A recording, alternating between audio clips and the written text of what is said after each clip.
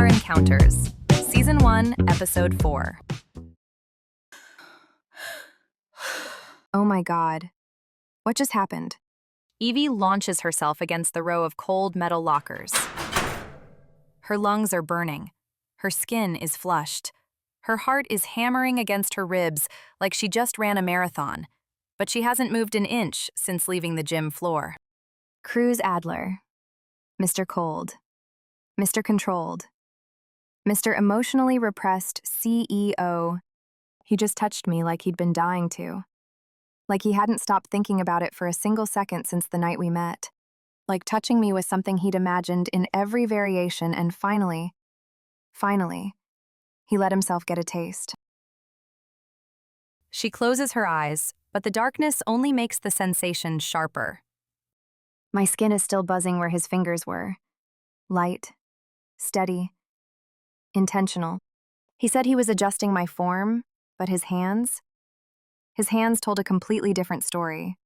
I felt everything.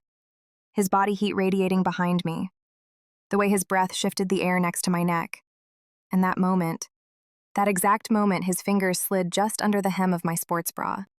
Not too far, not inappropriate, but close enough to brand the moment into my bloodstream. And I looked back. I shouldn't have, but I did. And what I saw in his eyes? Hunger, tension. Something so raw it made my knees go weak. I pressed the towel to my face, praying the fabric will cool the internal meltdown I'm having. Spoiler alert, it doesn't. My pulse is still wild. My brain is one exceptionally long run-on sentence of, what the actual hell? Rational Evie is trying to fight her way to the surface. Rational Evie has a whole color-coded binder of reasons to despise this man. He insulted me. He humiliated me in front of Eric. He made assumptions about me without ever speaking a word to me. And yet, all I can think about is the way his voice dropped when he asked if we could start over. How genuine he sounded. How different his eyes looked when he said he regretted it. She looks into the locker room mirror.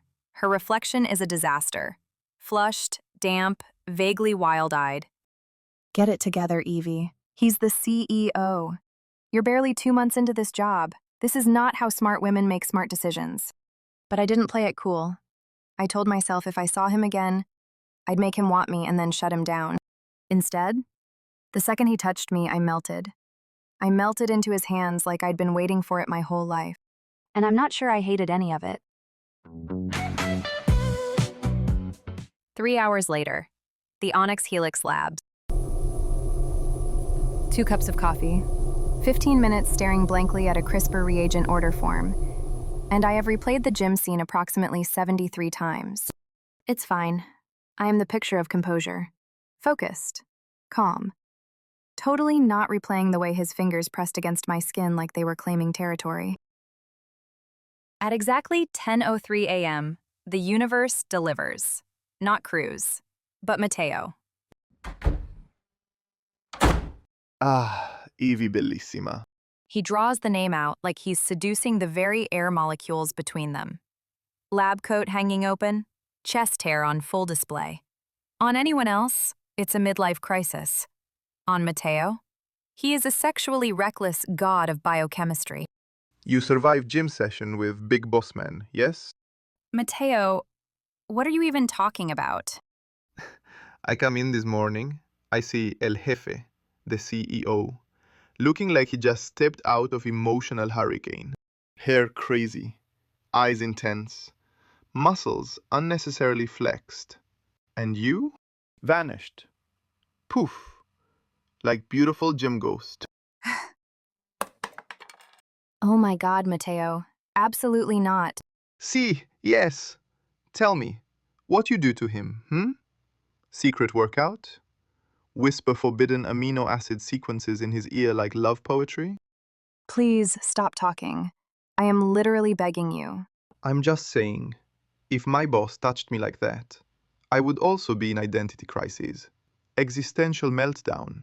Maybe 3, how you say, wet dreams before lunch. Matteo! Do not worry. I keep secrets. Like sexy lab confessional.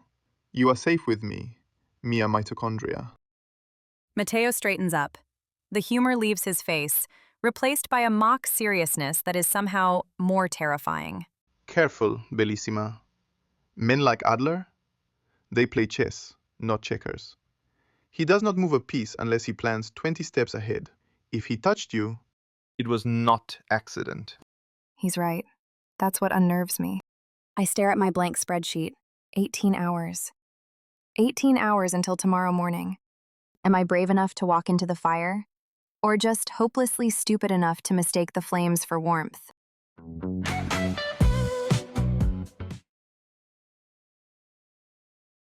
She came back.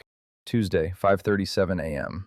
There she was, ponytail bouncing, focus locked. Christ, the way her ass moves in those leggings. It makes it impossible to focus on anything else. She gave me a faint nod, harder than a greeting. A silent agreement to stay in this strange, neutral zone. By Friday, Switzerland begins to form. We started talking, small stuff. Workout splits, rock music, how she runs the last mile in silence to stay mentally tough. When she bent over to adjust her weights, I got a view down her sports bra that nearly made me drop my dumbbells. I wanted to pin her against that mirror right then. She actually laughed at one of my jokes. Not a polite humoring, the real thing. I made my move, brushed my hand against hers at the water fountain. Electricity shot up my arm. Sorry. It's fine. Her voice was affected, I knew then. The accidental touches became a language. My palm on her lower back, her hand on my shoulder. Total bullshit. My cock twitched in my shorts every time. Watching her in downward dog was pure torture. So, funny thing about me. I'm a closeted beauty nerd with a biotech side hustle. Lipstick. I've been tweaking a formula for months. Clean, hydrating, long-lasting. The impossible trifecta. It matters because a bold shade made me feel stronger when life was messy. I want to give that to other women. My brain snaps into problem-solving mode. Have you tried a hydrogel matrix with variable cross-linking density? A dual-phase delivery system. You just made lipstick sound like a military operation. Every good lipstick is a strategic weapon. Shade range is just camouflage. Deploy wisely.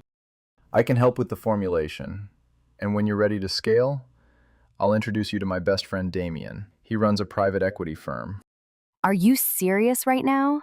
Completely. You're smart, ambitious, and funny when you're not roasting me for being an uptight CEO. I only roast people I like. In your case, it's probably both. I watch her walk away. Sweat slick skin, shoulders squared. She isn't a distraction. She's a storm. And God help me, I can't wait for tomorrow. The lipstick is working. The CRO emailed this morning. Promising results. I nearly cried into my coffee. Months of failure, vindicated because Cruz Adler saw something in my formula that I was fighting to prove existed. The U.S. Grant downtown is glowing. White lights, gold trim, and a river of champagne. It's a movie set, and Evie is the leading lady. Scarlett and I, we're trouble on purpose. Me in a short red dress and matching lips. Her in green silk slit to the hip. We look like a sexy Christmas threat. The kind of warning label that says, may cause sudden cardiac arrest. The ballroom chatter dips significantly for a brief second as they enter. Bet half these people are suddenly questioning their marriages. Merry Christmas, bitches. I laugh, adjusting my clutch. I'm a little buzzed from the pre-party drinks, definitely underdressed for a corporate function. And then, I spot him. Across the ballroom, a holiday fantasy in a black suit tailored specifically to destroy my resolve. He commands space just by existing in it. And of course, Vivian is clinging to his arm like she's auditioning for his fourth glass of bourbon. If she gets any closer, she's going to violate HR and physics. Oh, I see Matteo. I'll be back. Never. I'm alone with a glass of champagne and a quiet sting I promised I wouldn't feel. I tell myself I'm here to network. I'm here to test my lipstick formula. I am not here to pine after my CEO, but I can't look away. I spotted her the second she arrived. Like the oxygen got sucked out of the room. Every head turned instinctively, mine included. I'm stuck in CEO mode. Vivian is latched onto me like proximity equals promotion. I'm faking shock about holiday plans to Big Bear while my real attention is elsewhere. Evie, she looks devastating. That red dress is genetically engineered to destroy my ability to think clearly.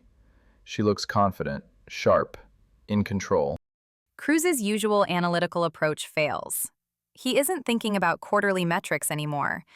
She's alone now. Why the hell is she alone? Someone should be monopolizing her attention the way Vivian is monopolizing mine. The thought of her leaving before I talk to her makes something tighten in my chest. It's messy, urgent. Cruz, you know, if you ever need someone who understands discretion. Vivian. Vivian, you left your drink at the bar. Come on, before HR hears this. Eric turns to Cruz. Go. I'm moving. No more overthinking. No more professional boundaries. I'm abandoning the facade that feels like it's suffocating me. I'm going to get the woman who's been occupying entirely too much space in my head. I watch him rise. The silk of his suit catches the dim light as he weaves through the crowd with predatory grace. His gaze finds mine, just once, deliberate and smoldering. Then he glances toward the hallway. He's dropping breadcrumbs, and he knows I'm hungry enough to follow.